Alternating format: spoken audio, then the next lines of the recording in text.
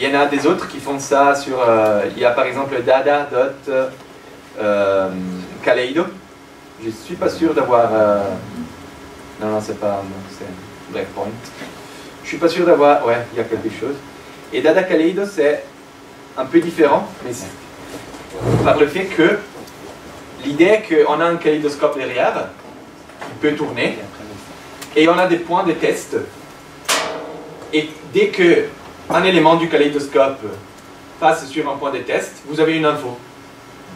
Genre, point X est passé sur le triangle Y, avec cette distance peut-être. Bon, vous avez des infos. Et l'idée est que si ces points de test ont des notes, par exemple, mais ça peut être autre chose. Par exemple, bon, l'idée est que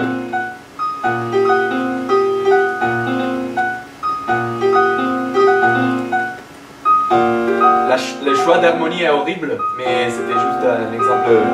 Moi, j'aimais bien. Et l'idée est que vous pouvez faire ça, c'est pensé plutôt pour faire des boucles qui changent peu à peu, parce que je peux faire par exemple shake.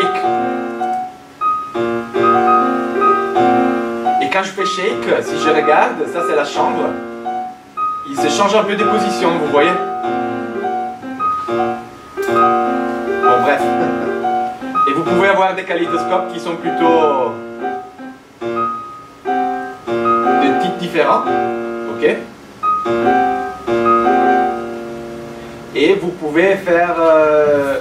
et vous avez des messages pour faire aussi des rotations et des...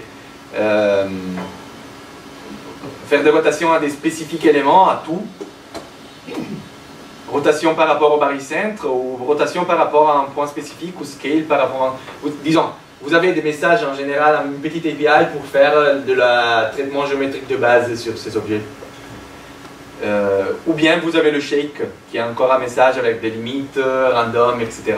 Mais vous pouvez faire shake, vous voyez. Ou bien, ça c'est plutôt un shake qui rapproche les choses. Bon, et ainsi de suite. Et encore une fois, vous avez des infos chaque fois qu'on a hit quelques objets. Donc, ce que j'ai fait par exemple avec ça, c'était une pièce où j'avais besoin d'utiliser plutôt des effets vinyles. Donc, quand le point passait sur un objet, c'était plutôt le vinyle qui était en train d'être joué avec une certaine vitesse remappée sur... vous voyez ce que je veux dire? Donc, c'était des samples associés à chacun des formes. Et le passage des formes, c'était le fait quand le sample était joué, avec une certaine vitesse, avec une certaine rate, et ainsi de suite. Évidemment, c'était intéressant peut-être des rates un peu folles, mais ça ouais. Ça, je n'ai pas fini le head file, comme ça se voit. Et,